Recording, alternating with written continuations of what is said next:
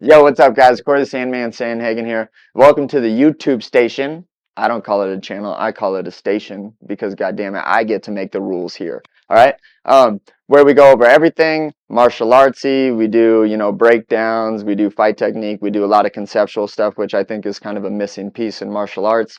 We dabble in some dumb shit here and there, but today we're gonna go over something really important that you guys ask me about all the time, which is what books you guys should read. So here's my 5 top books that you need to read if you want to be a martial artist.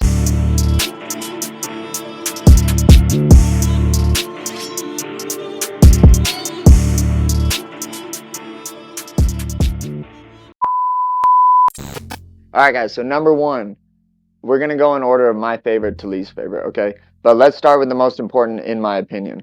33 Strategies of War by Robert Greene, alright? This is an incredible book for not only just for fighting, but for, dealing with any type of social interaction, business stuff, anything that you need to kind of actually deal with real people.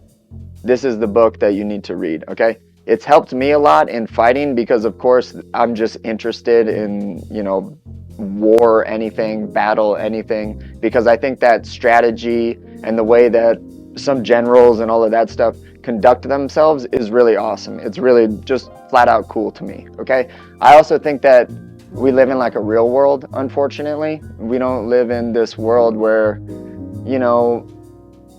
it's kind of kid-like, where everyone's going to be nice and they're going to play by certain types of rules. That's not really the world that we live in. So I remember I read this book maybe like 5 or 6 years ago now.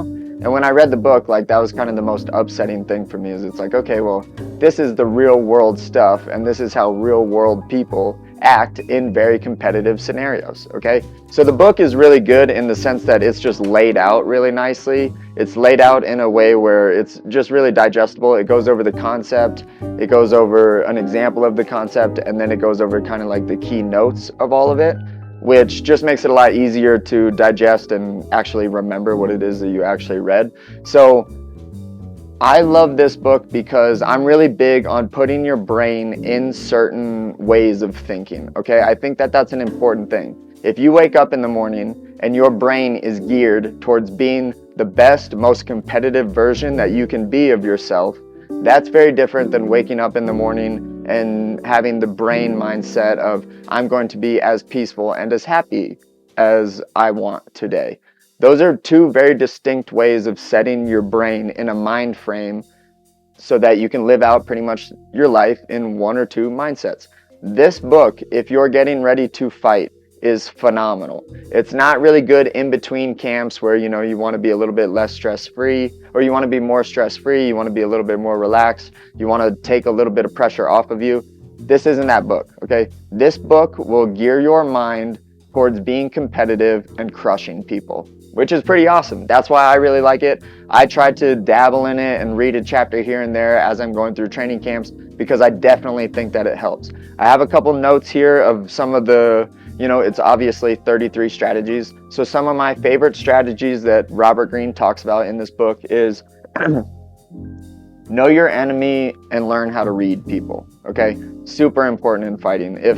If I can sense or detect some type of personality trait that may or may not tie into the way that people think about their fighting or their strategy or the way that they go about doing things psychologically in life, and I can translate that over into the way that they fight, that's a massive advantage for myself. Another one is defeat them in detail. This is something that my sports psychologist and I go over all the time. It's not about a big picture. You have to break things into big chunks and make all of these little wins turn into, obviously, the outcome of winning a fight, okay? So, for example, when you're on bottom, don't think, oh, I need to get up immediately. What is the process in order for you to be able to get up? Is it, okay, I need to get a frame in between us so that this person isn't putting all their weight on me? Okay, now I've put this frame in. Let me try to find some space where I can either build myself up or I can dig myself in more with the underhook or whatever it is. Let me decide if turning away or turning in is the correct way to get up. Winning the small battles translates into winning the big battle or winning the war, which Robert Greene talks about way more, in a finesse way than what I'm talking right now. And just on like a side note, guys, I'm not a very smart guy. I just read books that are written by really smart people, so I can just regurgitate a lot of really smart information, practice it in life, and then, have good results that a smart person would get. And it's not because I'm a smart dude. It's only because using the resources and the things that you have around you is massively important. And reading books, like, I don't want to be like a righteous, weird leader on YouTube or your guys' guru. I want you guys to live your own life. But I will say that reading books is just an incredibly grounding thing. It's just really important in, getting information. There's just like all of these exponentially large gains that you get from reading books, other than just gaining a bunch of information on them. You learn how to talk better. You learn how to, you just discover more about the world, which makes you in turn a lot more of an interesting person. So I would suggest that reading is good. I know that that's an obvious, but sometimes you need to be told the obvious stuff, because the simplest advice is sometimes the best advice. But let's keep going, okay? The other one that I like in this book is maneuver them into weakness. That's an incredibly important thing to kind of keep in mind when you're thinking about fighting. If I give you an option and your option leads down a door that is not a good door, but that's the only one that I give you, that's an advantage for me that is really, really important. Robert Greene talks about all kinds of really important, super just like conceptual and also digestible and just awesome strategies that will make you win in life, make you deal with people better, and if you're a martial artist, win some fights. All right, guys, book number 2, Dune. All right, this is a fiction book, but Dune is one of the most beautifully best written things that I've ever read in my entire life. I can't recommend it more. And I also it's not just like, okay, so for me, I was very intimidated by sci-fi books. Like the names of different planets and the weird names of the characters and just all of the like worldly things to try to understand were just really confusing and kind of like made me a little bit intimidated. Once you get past that, which you will, like maybe 30, 40, 50 pages in, and you start to understand, like the dynamic and the culture and just how the world is set, you'll understand the book a lot better. And that's important because this book is full of all kinds of gems. Again, I cannot recommend it more. I'm not going to get into too much what Dune is about as far as like the story of Dune goes. It's more about the drops of just gems that you get throughout the book. So I'll read you a couple, which I tried to memorize, like almost like a Bible verse, how people memorize Bible verses. I try to like memorize things from Dune because they're just so phenomenal. So I'm too dumb to remember, but so here's some of them. There should be a science of discontent. People need hard times to develop psychic muscles. That's super awesome. This one's a little bit longer. Grave this on your memory, lad. A world is supported by 4 things. She held up 4 big knuckled fingers. The learning of the wise, the justice of the great, the prayers of the righteous, and the valor of the brave. But all of these things are as nothing, she closed her fingers into a fist, without a ruler who knows the art of ruling. Make that the science of your tradition. That's important, man, because if you're going to be a fighter, it's your responsibility to handle everything that has to do with you winning. I don't like this, MMA is a little bit different. The coaches aren't making millions of dollars to coach, just like how NFL players are getting paid copious amounts of money to run their team. That doesn't exist in fighting. So the hard truth is that you're going to have to take a lot more responsibility. You're going to have to be a lot more disciplined because no one, at least in my situation, is looking over my shoulder. There's people that care about me and I care about them just as much, just like how I know my coaches care about me and I care about them. But it's not their job to be responsible for me. It's my job to rule my own career. Next one.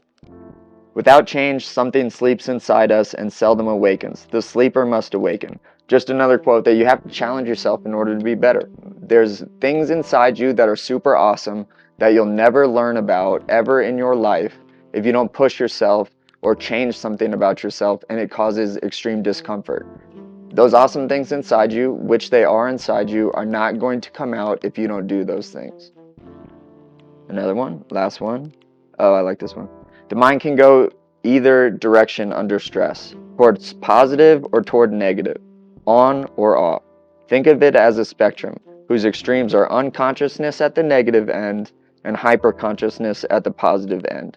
The way the mind will lean under stress is strongly influenced by training. Obviously, that's speaking really loudly to the martial artist. The way you spar, the way you train, the way that you conduct yourself and the decisions that you make under highly stressed situations, whether that be losing in a bad position or extremely tired or a pressure-filled day with maybe not your favorite sparring partner, the way that you handle yourself under those negative conditions will be the way that you handle things in your fight. That's incredibly important. Please read Dune. Book number 3, we got Mastery, another Robert Greene book. I'm really into Robert Greene. I really like him. I think he's an amazing author. Knows how to write, knows how to make it so that the information just skips whatever filters are happening inside our brains and just goes into being able to remember some of it. Mastery is really awesome because I really like that it talks about that life and getting good at something requires an extreme level of discipline and passion. Okay, so he kind of talks about these like steps in order to become a master at something. I'm not going to go over all of them because there's plenty of YouTube videos on Robert Greene talking about mastery, and I don't want to put words into his mouth. But it's really important, I think, in just understanding and getting away from the narrative of, you know, people are born with certain types of talents, people are born with certain levels of potential, people are born with certain skills, and if you're not born, or they come, this one really upsets me, they come from a certain background and therefore have some certain secret sauce that they have that happened when, you know, in their childhood that you can't obtain because you didn't come from the same type of background. All of those narratives are wrong, man. If you're in the career or, you know, whatever you're doing in life, if you're in the right place following your passion and you're working hard at it, you have the right people around you, and you know how to interact with the world in a real way, that means dealing with people in, you know, positive ways and being able to, you know, just make friends is really important. If you can do those things, you'll become a master, okay? But it doesn't require like stupid stuff, you know, like coming from a certain type of background, which you hear all the time in MMA, which just kind of annoys me.